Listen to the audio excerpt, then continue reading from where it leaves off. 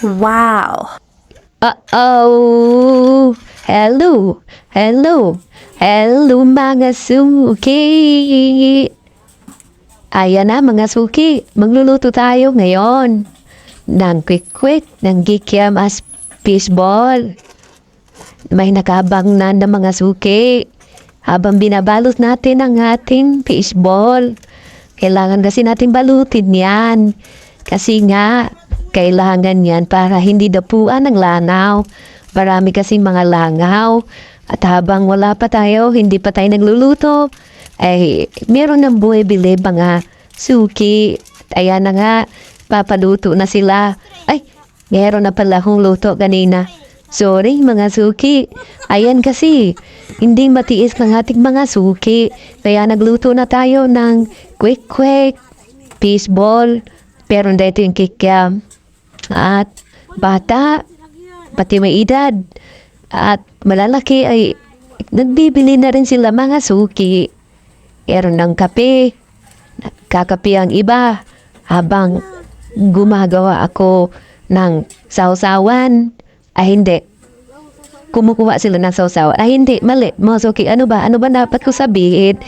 Hindi, kasi nung bibili sila na rin ang pinapakuha ko o pinapabili ko ng mga sausawan. Kung anong gusto nila, may maharang at meron ding hindi maharang.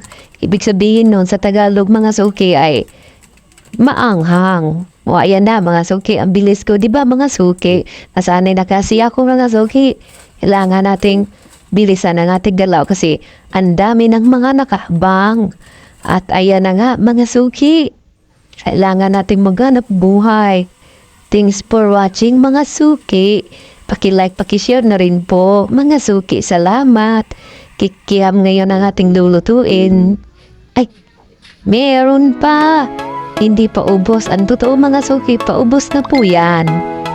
Kaya meron din tayong suka na sausawan. Masarap kasi ang suka. Pag kinalo mo sa matamis na sausawan, meron din tayong tinapay mga suki. Mamaya, ubos na yan. Sinubukan ko lang mag-video ng mahaba ngayon mga suki. Di ko alam kung ano sasabihin ko sa inyo mga suki. Kaya ganito na lang ako magsalita mga suki. Hindi mawawala, hindi mauubos ang salitang suki. Kasi nga ang totoo, kayo naman talaga ay aking mga suki. Salamat pala sa inyo mga suki. Sa inyong patuloy na walang sawang suki. Sa aking tindahan, kayo man din ay aking suki. Hihihi. Mga suki, salamat nga pala. Dapat masaya lang. Gaya niyan. Gusto ko masaya ang aking mga suki.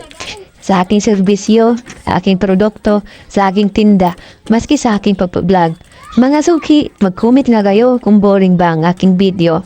Kung medyo boring, gagawa ako ng paraan para kung kayo mapasaya. Itinga naman dyan. Hayaan na mga suki. Salamat nga pala.